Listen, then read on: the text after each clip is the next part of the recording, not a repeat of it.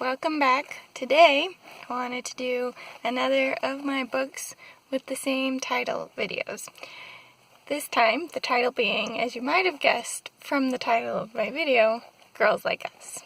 So, I have two different books for this one, which is kind of my standard with this, but every once in a while, if they're shorter books, I might throw in more. But there were just two this time. We've got Girls Like Us by Randi and Girls Like Us by Christina Alger. So, let's hop into this. First things first, sometimes I like Girls Like Us, if you're curious. That being said, because this one I did not finish. This one I ate up in about a day's worth of total reading time. So, take that as you will, I guess. Sometimes a book's a good hit, and sometimes it's a complete miss. So, let's talk about these two books and why my feelings on them are as such. So, I'll start with the one that I did not finish. This is Girls Like Us by Christina Alger. It's maybe a thriller, definitely like a crime drama kind of thing.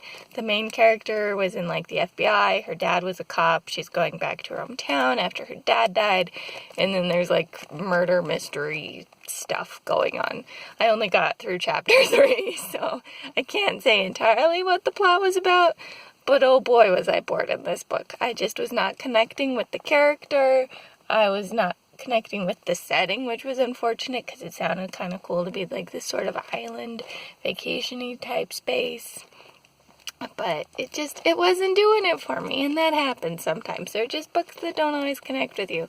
I was not in the mood for a thriller particularly to begin with, and then this one had such a slow start that I was not getting into it, so I decided that I was not going to finish it. And there you go. That's all I have to say about that one. Moving on to the one I did like, Girls Like Us by Randi is a historical fiction.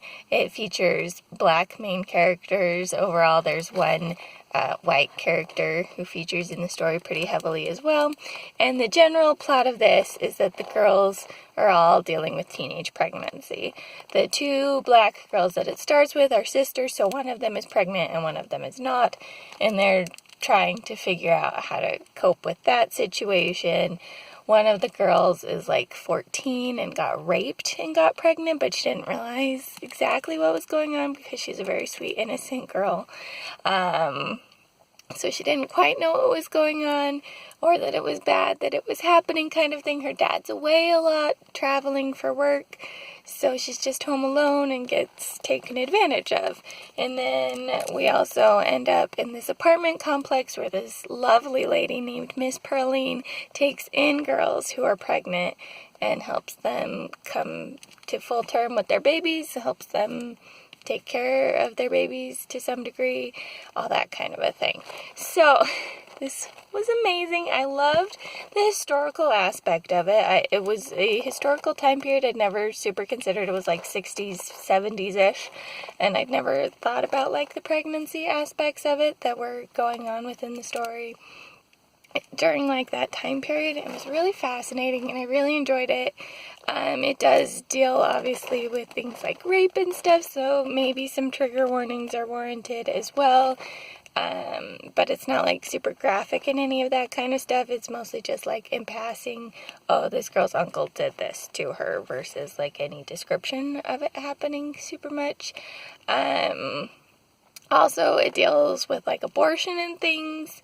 And like how you could have done it during the time period where it was still technically illegal and stuff. And the very end comes back to our own time and how, I guess in like 2018, we overruled being able to have abortions and now it's illegal again, maybe? I did not know that it happened. I don't know personally if I'd ever be comfortable getting an abortion, but that's kind of upsetting that we did overturn it. The author's note kind of addresses that at the end too, talks about how history is cyclical and it kind of repeats on itself. And so the story overall is trying to flesh out some of that and how it's like, look, they were doing like these backwoods abortions back then, and now that it's illegal again, that kind of thing might come up again. And that obviously is very bad for women. If they're doing it in like the backwoods, they'll end up killing themselves a lot of the time or doing some serious damage in other ways and all that kind of stuff. So lots of heavy topics and themes, but I loved it. It was a great conversation about it. I loved all the characters. Mississippi is my favorite, if anyone cares or has read this. But yeah, so if you can stomach some of that, because I know that maybe some of it would be kind of triggering for people, I highly recommend this. It was a great read. I like this, Girls Like Us. It was a great one. And I'm really glad that I picked it up. But yeah, I think that's all I've got for now. This is the Umlaut Harper signing out.